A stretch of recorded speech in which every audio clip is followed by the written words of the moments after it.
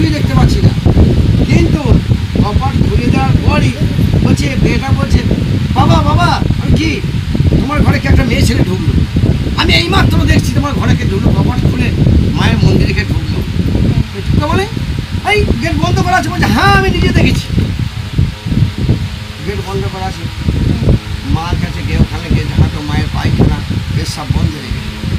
মায়ের ঘরে গিয়ে আমি দেখি নিজে বসে মায়ের কাছে চপ করতে লেগেছি, এদিকে গোটা দিচ্ছে না, মায়ের ঠাকুর তলা পায়খানা এসব